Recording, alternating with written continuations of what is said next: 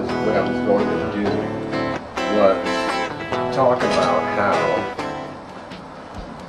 I always carry some paper and a pen with me, because as a practicing, writing, creating poet, you never know when you'll get on a good line, and you don't want to lose that line or that combination of words.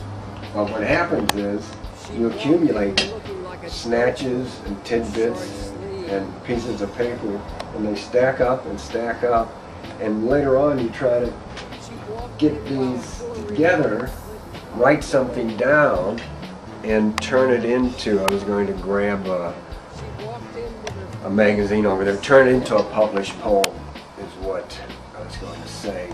But you turn it into a published poem, and sometimes you take that published poem and read it to music, or read it as part of a performance art piece, and there it is.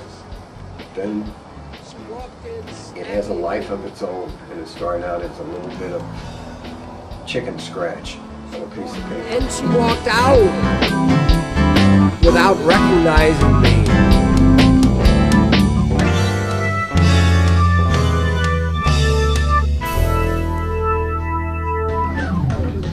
I did a blues radio program for 4 years at Lindenwood College, and all of those artists that I played were influenced on what I was writing, and all of them had an influence on the way that we approached the music and the spoken word in our CD. And Elmore James would certainly be one of those artists. Some of the guitar work that you hear on the CD has smacks of that. And then, of course, B.B. King, major influence. Yeah, a person that, as they say, blurs the line between poetry and song lyrics, and influences modern poets. And he was influenced by poetics a lot. And Zappa was another person that took rock lyrics to a whole different level of parody, and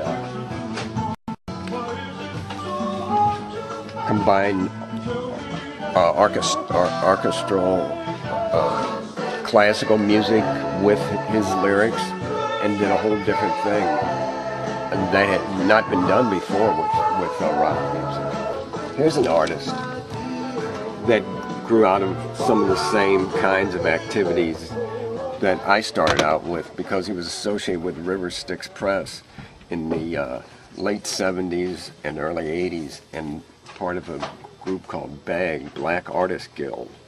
And he lives in New York now, but still comes into St. Louis occasionally and does poetry, and accompanies himself on saxophone and wind instruments. A really dynamic artist.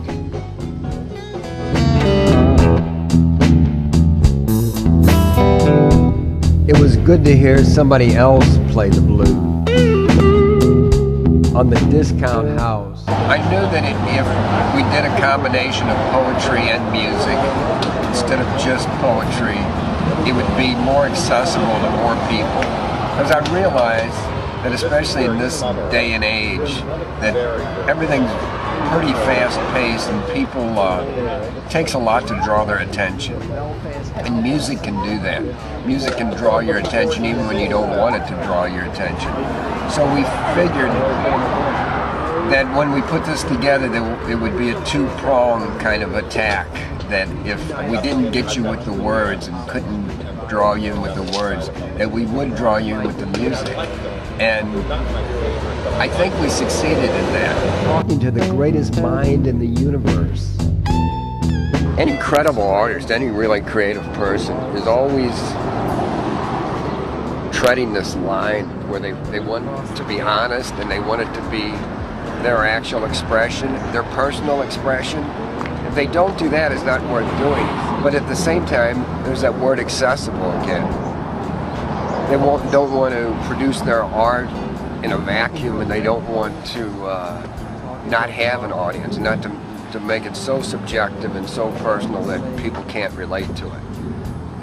If that happens, maybe you're Vincent van Gogh then, because of course everybody knows he didn't really sell his art. He wasn't really able to find a large audience till after his death. That kind of thing might sound glamorous or romantic, but it's really a source of frustration for the audience. I mean for the artist, if he can't find an audience, no matter how small that audience is. The artist wants some group of people to be able to relate to what he's doing and be able to relate to his expression, because for most artists, that's how they express themselves at their innermost, and that's the real them, their particular art, whatever it would be. Hi. Hi. The old neighborhood just ain't the same.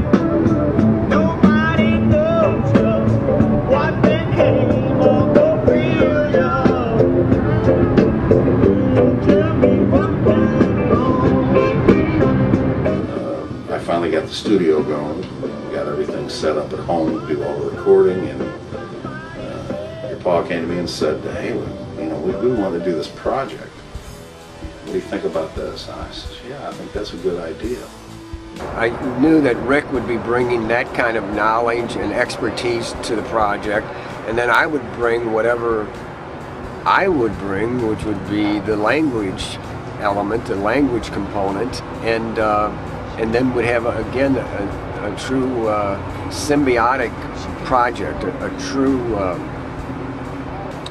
blending of crafts.